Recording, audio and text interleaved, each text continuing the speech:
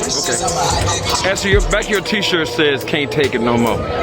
What does that mean in this day and age? So the front of my shirt says, "We stop murdering us. Right. We can't take it no more. It's too many black people dying at the hands of police. We are fed up and we can't take it no more. We want this to end. We want justice. Until we get justice, there will be no peace. We do. And we out here to let y'all know 6 years later, we matter."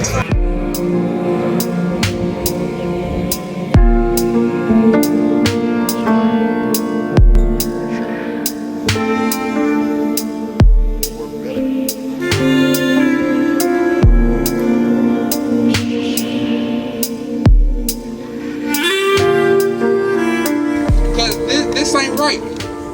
Who agree with me that this ain't right? No justice, no peace. Say it No again. justice, no peace. I can't hear y'all. No justice, no peace. I want everybody to know we're not rioters, we're not radicals. Okay, we are a little bit radical, I'm not gonna lie. But at the end of the day, we all family. We love each other. And if anybody want to be part of our clique, if anybody want to be part of the Black Lives Matter movement, all you gotta do is say you're sick and tired of black people dying. So 6 years later, what does it mean? Because when I think about it, I think about still no justice. Nothing's changed. We at war with one another. Hell, let's say this, we at war with self.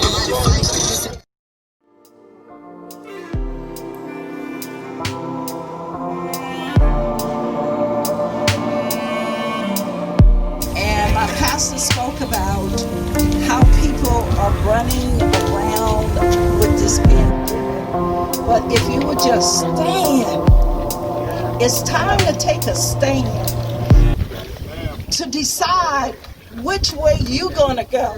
More so focusing on that trauma. And you can see it's not just the families that experience it, but it's the people that are in the community that face this trauma as well.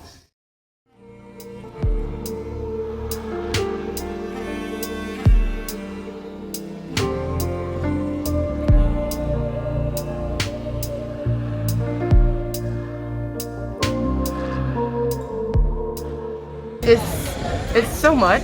It's so much for our people. It's so much for our foundation, for the Brown family. Just we're already, as you know, black people going through so much with systemic racism, and then you pour COVID into this, and when you're trying to quarantine, and you already don't have the resources available to you in a natural environment, if you will, and then you don't have adequate testing for COVID. You don't have adequate access to food, let alone cleaning supplies, medication, sanity, mental health resources, anything that you need. And so it's extremely taxing to you physically, mentally, spiritually, and the resources are not in place. And I was extremely, and still am, disappointed with both local and national politicians and their take and resources that they have available for the community. Our people are being failed because we're dying. We're dying outside of COVID, and we're dying even more in this dual pandemic.